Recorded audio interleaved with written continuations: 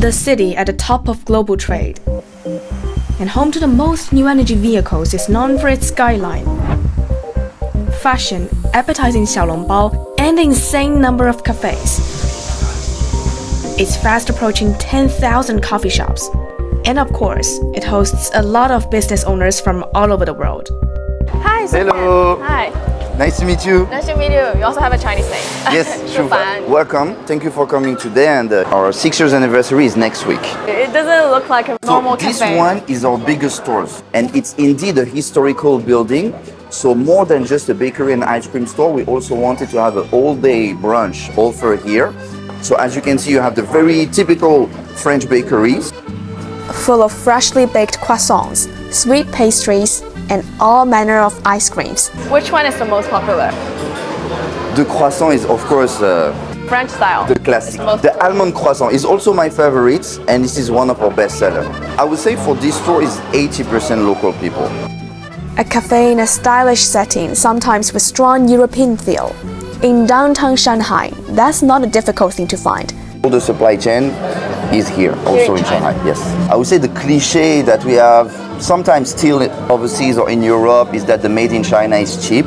It's really not true. It's really not true. I think that you can find everything and at a good quality in China. Nothing can block you from creating your brand or your business. From a small bakery street shop to a lucrative Parisian-style bakery chain, it took the group of French founders 6 years to open 30 projects on the Chinese mainland. Almost all of our partners, our suppliers, they are from China. China is very mature for importing products, also in exporting products. So those companies, they are like experts. They know everything about how to safely bring in ingredients. Our flour, it's actually imported, it's from France. But many, including our beans, our coffee beans, are from China, from Yunnan. About 2 years, we've been looking for sourcing in China. Shanghai alone is home to more than 2,000 foreign invested firms involved in the coffee business. For us, the first administration that we actually discussed with was the FDA, the Food Safety Department. Actually, they ask you directly, what do you want? Instead of waiting, being passive, and you come and you ask questions. Directly, they ask you, what do you want? How can I help you? Are you facing difficulties here, or here? And that was very impressive. For example, at the moment we are looking for a new office. So this is a local public office who help us to find a new office. When we have some question about location, about new product to test, etc., about new regulation, we really honestly have a lot of support from them. You mean the government level? Yes. This kind of investment isn't being made blindly. The latest official data shows retail spending on dining out grew more than 8% during the first 5 months of this year compared with 2023. US coffee chain Starbucks aims to have 9,000 stores in China by 2025, which means it will need to open a new store on average every 9 hours. McDonald's is on track to have 10,000 stores here by 2028. The fast food chain is to open about 1,000 locations in the country this year, taking up more than 60% of the company's global budget. The vast consumer demand has made the market a natural magnet for foreign investment. And we're not just talking about catering. It's also about transport. As the world's largest automobile market, China is now pretty much leading the charge towards electrification. As you can see from the cars on roads, many of them have a green plate, meaning they are new energy vehicles. And they're going to continue to edge out combustion engines. We have a world currently, we use China as a speedboat and really to try the new technology and then deliver to a global market. That comment comes from a senior expert at the German-headquartered engineering and technology company Bosch.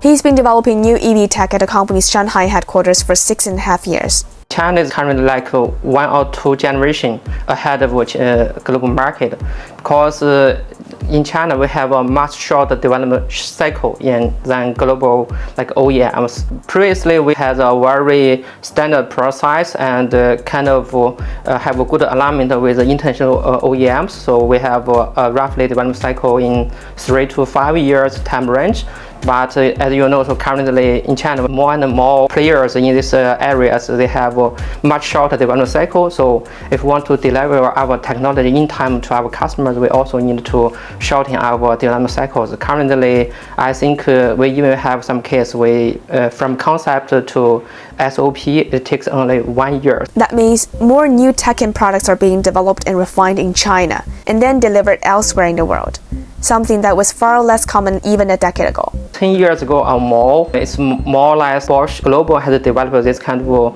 platform products, and then in China we make a kind of adaptation for local market. Currently, more or less, we mentioned local for global, and many of fuel cell and electrification related products and technology are first developed in China, and then we deliver this to global market. So this is more and more clear in Bosch R&D strategy. The day I met with Liu, he was working on optimizing a key electric component for fuel cell electric vehicles.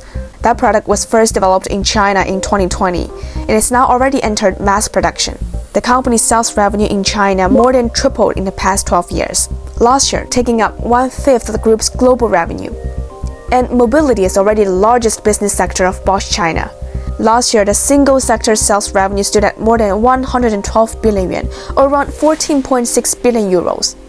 With these figures, it's fair to call the multinationals' presence in China a success. 往往就是说，每一年我们定的目标，最后到年底发现我们都是超额完成的，因为中国的这个市场发展确实非常迅猛。The key to that is the company's focus on localization. 所有的国际的这些企业，我觉得本土化，认认真真的本土化，不光光生产制造本土化，而是研发能力在中国的培育，对他们的未来非常非常重要。For the past 10 years, the company has been investing 5 billion yuan in China every year on average.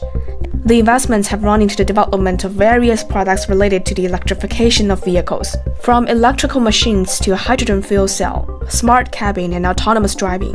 The country is now the group's largest market outside of Germany, with more than 10,000 R&D staff members.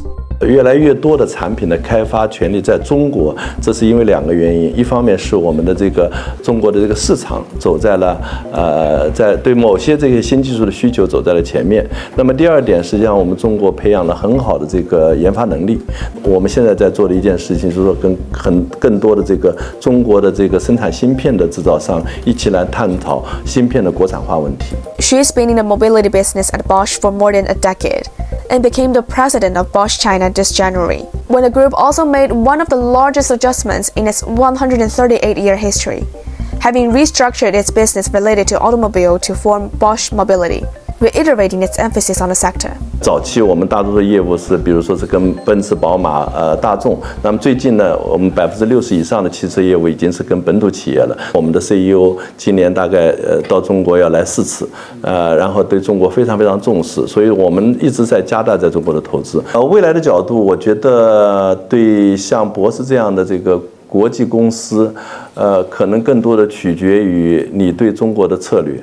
对中国的信心，那么这个将决定你们的未来。This China strategy is followed by Fortune 500 CEOs and entrepreneurs running startups.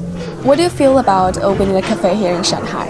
I think there is naturally, for this city, a connection to the rest of the world. So that makes our job easier, or maybe give us more, I would say, opportunity and more space to create. I see myself staying in China. I cannot say how long, but for now I really enjoy my experience, and I feel that I keep learning every day.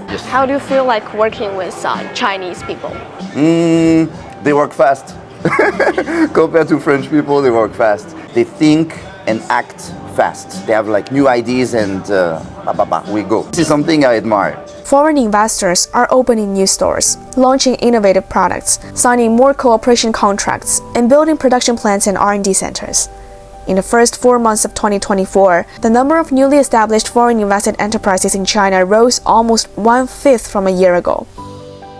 Sitting here, you can't help but notice the distinct feel of Shanghai, where different cultures have blended for more than a century.